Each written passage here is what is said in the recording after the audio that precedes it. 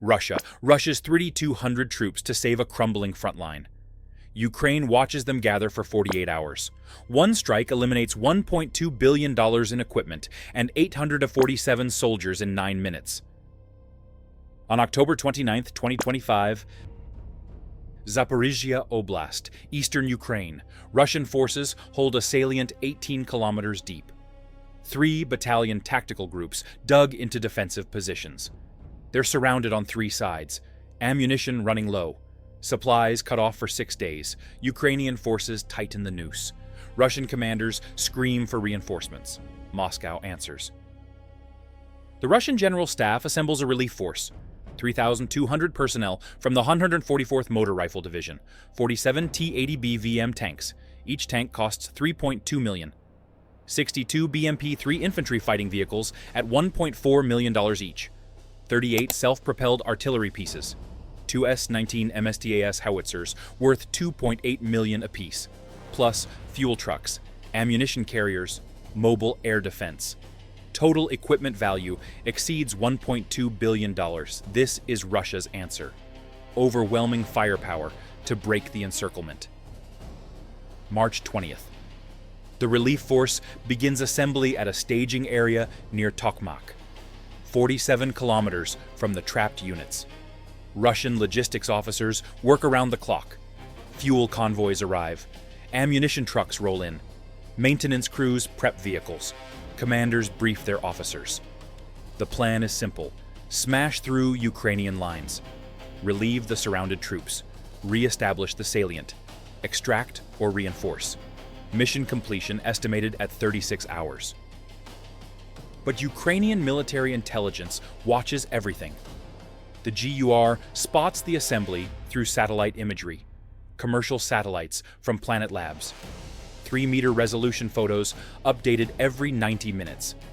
Ukrainian analysts count every vehicle, track every movement, map every position. The staging area measures 2.1 square kilometers. Perfect target density. What's your weapon of choice when the enemy hands you the perfect target? Type A for immediate strike.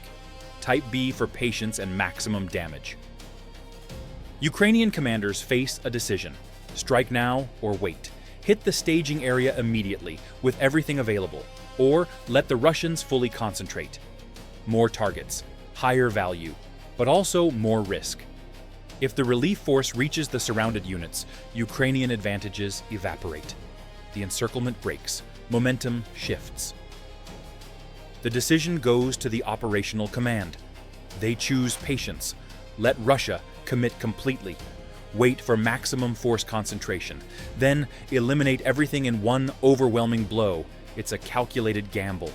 48 hours of watching. 48 hours of preparation. 48 hours of letting the enemy build their strength. March 20th through March 22nd.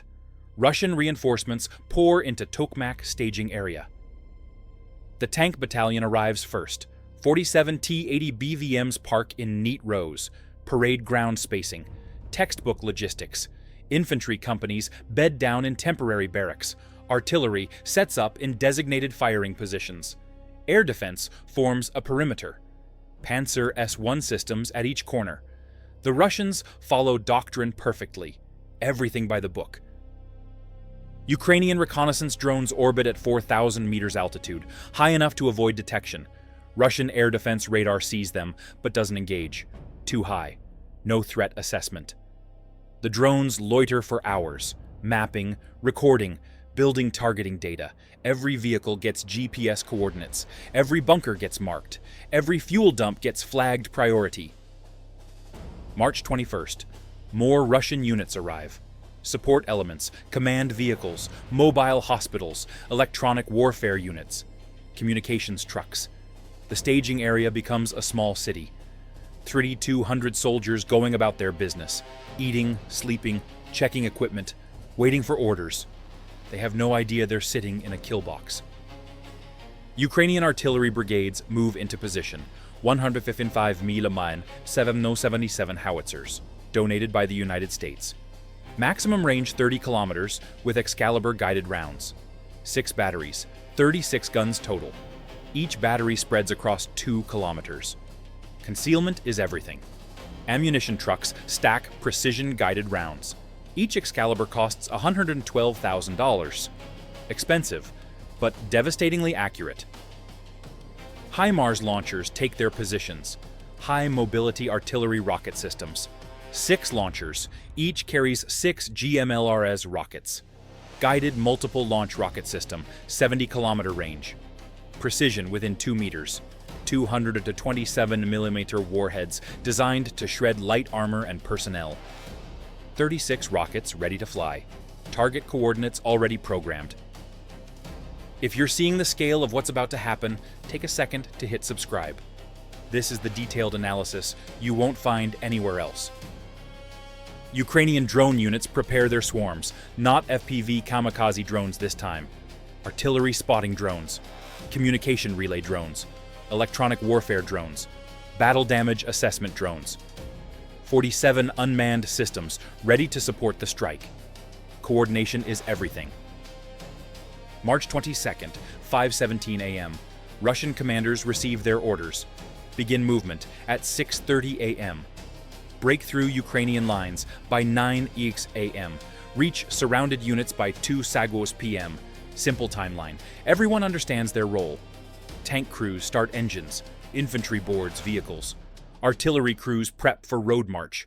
The massive convoy prepares to roll. At 5:23 a.m., Ukrainian intelligence confirms movement preparations. Thermal imagery shows engine heat signatures across the staging area. This is it, the moment of maximum vulnerability. Every Russian unit concentrated in 2.1 square kilometers. Moving out requires single-file convoy formation. No room to maneuver. No dispersal possible. The kill box is perfect. At 5:28 a.m., Ukrainian fire control centers receive final authorization. All batteries report ready. HIMARS locked on target. M777s loaded and aimed. Drones overhead confirm Russian positions unchanged. Weather is clear. Wind at 12 kilometers per hour from the west. Optimal firing conditions. At 5:31 a.m., the order transmits. Fire mission, execute, execute, execute. The HIMARS launchers fire first, 6 vehicles unleashing 36 rockets in 44 seconds. The rockets arc upward. Contrails scratch the dawn sky.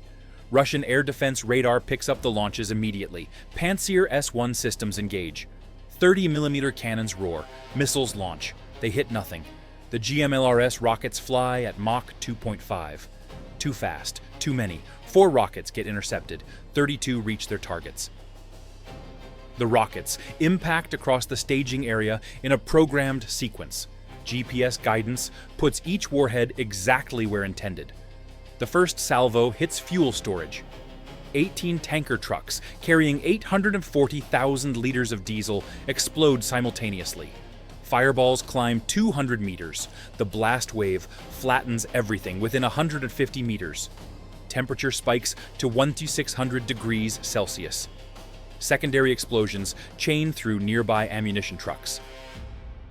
At 5:32 a.m., the M777 howitzers open fire. 36 guns firing Excalibur rounds. Precision-guided artillery. Each round has its own GPS and course correction fins. They don't miss. The first volley targets the T-80B VM tank battalion. 47 tanks parked in organized rows. 36 Excalibur rounds impact in 8 seconds. Direct hits on 36 tanks. Shaped charge warheads punch through roof armor. Ammunition cooks off. Turrets launch skyward. The remaining 11 tanks try to scatter. Too late. The second volley is already inbound. What would you have done when the first rockets hit? Scatter immediately? Try to fight back? Comment your survival strategy below. Russian infantry panics. Soldiers sprint from barracks, looking for cover. There is no cover. The staging area is flat ground, open fields, nowhere to hide. The third HIMARS salvo arrives, this time targeting personnel concentrations. Cluster munition alternative warheads. Each rocket disperses 404 pre-formed tungsten fragments. 32 rockets. 12,928 fragments shred everything in the impact zones. Russian BMP-3 crews try to mount their vehicles, get mobile, escape the kill box. Artillery rounds rain down, Excalibur after Excalibur, each round precisely targeted. BMP-3s explode in sequence. Aluminum armor offers no protection against a 155 mm high explosive. Overpressure kills crews instantly. 62 infantry fighting vehicles reduced to burning hulks in 4 minutes. At 5:34 a.m., Russian artillery tries to return fire. The two S-19 MSTS howitzers rotate their turrets. Looking for targets, they fire blind, no coordinates, no spotters.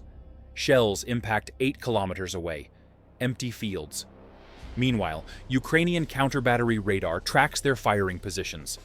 Excalibur rounds adjust targeting. 8 Russian howitzers die in the next volley. Russian air defense keeps firing. Pantsir S-1 cannons blast away. Missiles launch at nothing. The threat is artillery rounds and rockets. Not aircraft, not cruise missiles. Air defense systems are useless. A Pantsir takes a direct hit from Excalibur. The vehicle explodes. Unfired missiles detonate. The blast takes out 2 nearby vehicles. Ukrainian drones circle overhead, recording everything. Thermal cameras capture the devastation. Every explosion, every secondary detonation, every desperate attempt to escape. Battle damage assessment in real time. Commanders watch the feed. Adjust targeting as needed. Maximum efficiency. 0 wasted munitions. At 5:37 a.m., the command vehicles die. Ukrainian targeting prioritized them from the start. Kill the command structure. Eliminate communications. Paralyze decision-making. 6 mobile command posts take direct hits. Colonels and majors die at their stations. The relief force loses all coordination. Units operate independently. Chaos reigns. Give this video a thumbs up if you're seeing how patience and precision dominate modern warfare. At 5:38 a.m., Russian survivors try to organize, small groups, squad level, looking for leadership, finding none. Some soldiers attempt to man undamaged vehicles. Artillery kills them before they reach the hatches. Others try to flee on foot. The nearest cover is 3 kilometers away. They run. GMLRS cluster munitions hunt them across open ground. At 5:40 a.m., the massacre concludes, 9 minutes from first launch to last impact. 47 T-80 BVM tanks destroyed, 62 BMP-3s annihilated. 38 howitzers silenced, 94 support vehicles obliterated, fuel and ammunition dumps consumed in flames. The staging area is a smoking crater field. Satellite thermal imaging shows 127 separate fires, the heat signature visible from orbit. Casualty count takes hours to determine. Russian communications are dead. Survivors scatter into the countryside. Ukrainian drones track them. Special forces capture groups trying to flee. Interrogations begin. The numbers emerge slowly. 847 killed, 1,340 wounded, 680 captured, 333 missing, presumed dead. Out of 3,200 personnel, only 230 escape without casualties. The surrounded Russian units 47 kilometers away hear nothing. Communications already cut off. They wait for relief that never comes. Ukrainian forces tighten their encirclement. By March 24th, the trapped battalions surrender. 1,847 prisoners. The salient collapses. Russian lines contract 18 kilometers. Strategic territory lost. Cost analysis reveals the brilliance. Ukrainian ammunition expenditure, 72 GMLRS rockets at $168,000 each. Total $12.1 million. 144 Excalibur rounds at $112,000 each. Total $16.1 million. Combined cost, $28.2 million. Russian losses, $1.2 billion in equipment. 847 KIA requiring years of training replacement. 1,340 WIA needing medical care and rehabilitation. 680 POWs providing intelligence. The cost-exchange ratio exceeds 42-1. Strategic lessons spread through military circles worldwide. Concentration equals vulnerability. Predictable assembly areas equal death traps. Electronic warfare and reconnaissance deny operational security. Precision munitions eliminate the need for massive firepower. Small investments in guided weapons defeat billion-dollar conventional forces. Russian military doctrine undergoes immediate revision. No more large staging areas. Units assemble in dispersed locations. Movement happens in small packets. Reinforcement operations spread across days instead of hours. But dispersal reduces combat effectiveness. Coordination becomes harder. The defensive spiral continues. Ukrainian tactics become the new standard. Intelligence-driven targeting, patient observation, overwhelming precision strikes, coordination across artillery, rockets, and drones. The model proves itself. Other nations study the engagement. Training programs update. Procurement priorities shift toward precision-guided munitions. Was this operation a masterclass in patience or just good luck, catching Russians making mistakes? Leave your analysis in the comments. The psychological impact devastates Russian forces. Soldiers refuse reinforcement missions. Why march into a kill box? Officers can't guarantee safety. Nobody wants to be the next convoy. Morale craters. Some units mutiny. Others simply desert. The fear of Ukrainian precision creates strategic paralysis. 3 weeks later, Russia attempts another relief operation.